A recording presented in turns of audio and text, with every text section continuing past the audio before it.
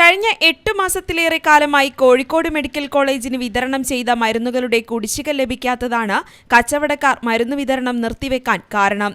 ആവശ്യമായ മരുന്നുകൾ medical college ആശുപത്രിയിൽ ലഭിക്കാതായതോടെ ആശുപത്രിയുടെ പ്രവർത്തനം പ്രതിസന്ധിയിലായി. നേരത്തെ സ്റ്റോക്ക് ചെയ്തിരുന്ന ശസ്ത്രക്രിയാ ഉപകരണങ്ങളിൽ പലതും കഴിഞ്ഞ ദിവസം തീർന്നിരുന്നു. പല മരുന്നുകൾക്കും ഇപ്പോൾ വലിയ ക്ഷാമം നേരിടുന്നുണ്ട്. കേരള മെഡിക്കൽ സർവീസ് കോർപ്പറേഷൻ കഴിഞ്ഞ 2 ദിവസത്തോളമായി മരുന്ന് വിതരണം നടത്തുന്നതിനാലാണ് വലിയ പ്രതിസന്ധിയില്ലാതെ പ്രവർത്തനം കടന്നുപോകുന്നത്. എന്നാൽ ഡയാലിസിസ് അടക്കമുള്ള പ്രധാന ചികിത്സകളെ ഈ മരുന്നുക്ഷാമം ഏറെ ബാധിക്കും. എന്നാൽ അടിയന്തര ശസ്ത്രക്രിയ അടക്കമുള്ളവ ഇതുവരെ മുടക്കം വന്നില്ലെന്നാണ് ആശുപത്രി അധികൃതർ വ്യക്തമാക്കുന്നത്.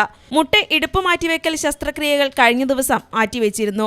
വ്യാഴാഴ്ച നടത്തേണ്ട ആൻജിയോപ്ലാസ്റ്ററി ഉൾപ്പെടെയുള്ളവ മാറ്റിവെച്ചതായി രോഗികളെ അറിയിച്ചിട്ടുണ്ട്. മാറ്റിവെച്ച ശസ്ത്രക്രിയകൾ ഇനി എന്നു നടക്കുമെന്ന കാര്യത്തിൽ രോഗികൾക്ക് ഇതുവരെ യാതൊരു അറിയിപ്പും നൽകിയിട്ടില്ല. ശസ്ത്രക്രിയകൾക്ക് മുന്നോടിയായി ഏറെ രൂപ ചെലവ് വരുന്ന ടെസ്റ്റുകൾ സ്വകാര്യ ലാബുകളിൽ നിന്നും മറ്റു രോഗികൾ ചെയ്തിട്ടുണ്ട്.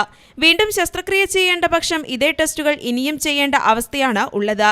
ലഭിക്കാനുള്ള 75 കോടിയോളം രൂപയുടെ കുടിശ്ശിക മാർച്ച് 31-നകം നൽകുമെന്ന് ഉറപ്പ് ലഭിച്ചാൽ മാത്രമേ ഇനി മരുന്ന് വിതരണം പുനരാരംഭിക്കൂവെന്നാണ് all Kerala chemist and druggist association പറയുന്നത്.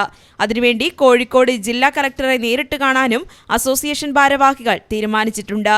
ജില്ലയിലെ 70ഓളം മരുന്ന് വിതരണ കച്ചവടക്കാരാണ് കോഴിക്കോട് മെഡിക്കൽ കോളേജിന് ആവശ്യമായ മരുന്നുകളും ജീവൻ രക്ഷാ ഉപകരണങ്ങളും വിതരണം ചെയ്യുന്നത്.